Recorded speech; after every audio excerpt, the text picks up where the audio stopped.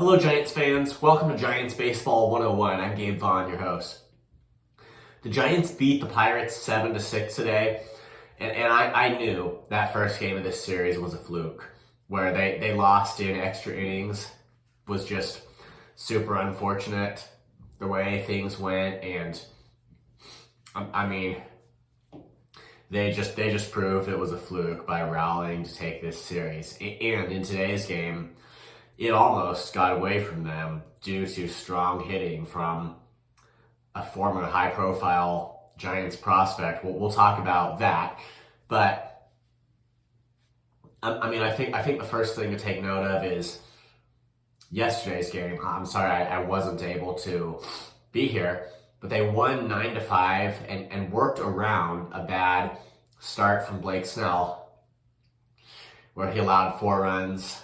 Went 3 1/3 innings. It was his first start since returning from the injured list, and he didn't have it. And honestly, I think that comes as no surprise.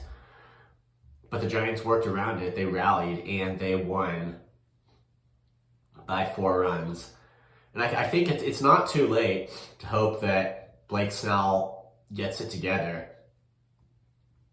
I mean, having the setback of a really long off season and now his injury, it is understandable that this would happen. I don't think it's too late to hope that he gets to being the pitcher the Giants signed him to be. I just think that we're almost 2 months into the season. He was supposed to contribute before now, but again, what matters is that the Giants won the game yesterday. And then today it was a bullpen day for them. Eric Miller started, pitched into the second, and then Mason Black took over.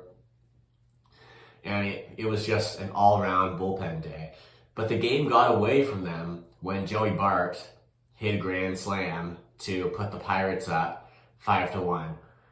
And by the way, Bart has an 800 OPS for the Pirates, and well, I forget how many plate appearances, but I mean, he is performing for the Pirates, and just he really did today, hitting that grand slam. And of course that's going to bring up the question, should the Giants have traded him? I mean, he was out of options. They going into opening day, and I mean, he had a good spring training, but just in regular seasons up until this point, hadn't turned out to be the player that the Giants drafted him to be. And it made sense to send him down and clear a roster spot. But, I mean, now he's on with the Pirates, and he looks like he might be finding himself. And yet the Giants, in cutting Bart, they did, and this is something that, you know, just in contrast to a lot of the bad decisions the Giants have made, they made the right decision based on all that they knew, and that much we can say with confidence.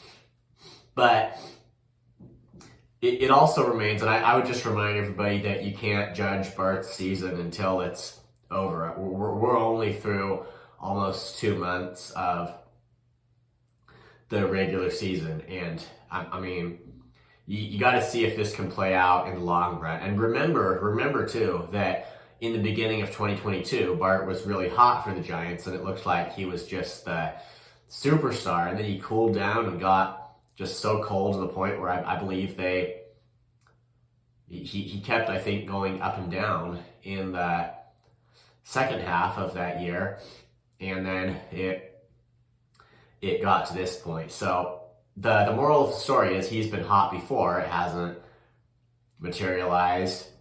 It hasn't kept up. So there's no reason to be 100% confident that it will now. And in the case that it doesn't, and he goes back to putting up bad numbers overall, then it's still going to make the case in favor of the Giants having traded him. We still got to see what happens here. But again, I wouldn't take moments like today with more weight than you should, although it did almost cost the Giants the game. But they worked back.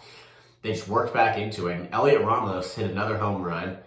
He's showing off his power, and it's having prospects in the system that can put up real game power, not just that they're observed to hit the ball hard down in the minors, but it really does translate to the big leagues. That could start just making all the difference for the Giants. Remember, they had, I believe it was like 241 total home runs in 2021, but it was a lot. That was just, it was the backbone of what got them to their playoff appearance. And that was on a team loaded with veterans, but I mean, if they really can bring out prospects who can do the same things, you know, that could be huge. Matt Chapman also homered, and the Giants ultimately closed out a 1-run victory over the Pirates. So absolutely incredible that they came back from a 5-1 deficit.